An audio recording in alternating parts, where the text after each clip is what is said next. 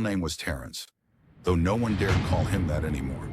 He'd earned his street name at just 14 when he avenged his brother's death by taking down an entire rival crew. From that moment, Shadow became a legend. But the story everyone knew started when he met the dealer. One rainy night, after narrowly escaping an ambush, Shadow found himself cornered in an abandoned warehouse. Bleeding and desperate, he felt something watching him. Out of the shadows stepped a man, or what looked like a man. He was tall, dressed in a dark suit that seemed to absorb the dim light. "You're not ready to die yet, are you?" the man said, his voice like gravel.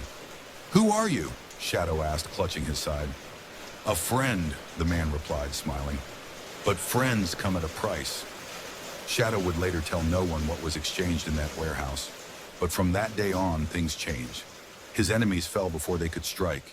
His deals always seemed to go his way, and the air around him felt heavier, darker. Years later, Shadow's control over Eastbrook was unquestioned. That's when Marcus arrived. Unlike most who grew up in the streets, Marcus had been an outsider, a college dropout who thought he could hustle his way to the top. He was flashy, with gold chains and loud cars, and he had no respect for the quiet power Shadow commanded. Marcus quickly built his own crew by recruiting ambitious but reckless young men who resented Shadow's dominance.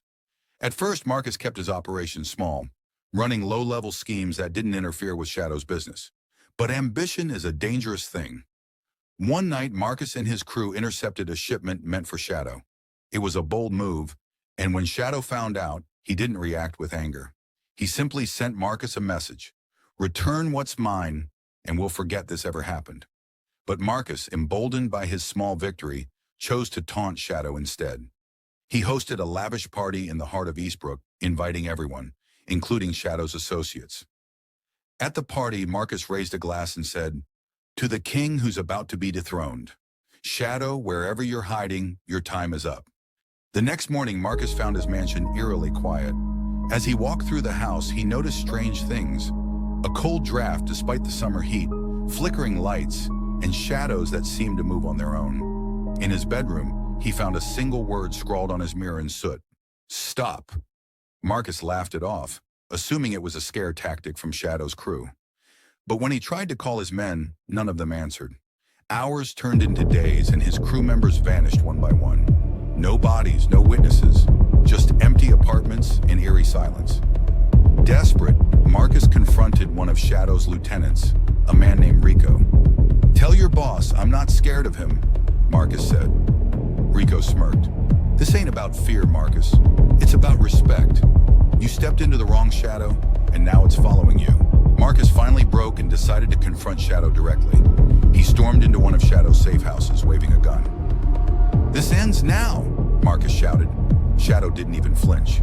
He stood calmly, his eyes cold. "You're already dead, Marcus," Shadow said. "You just don't know it yet."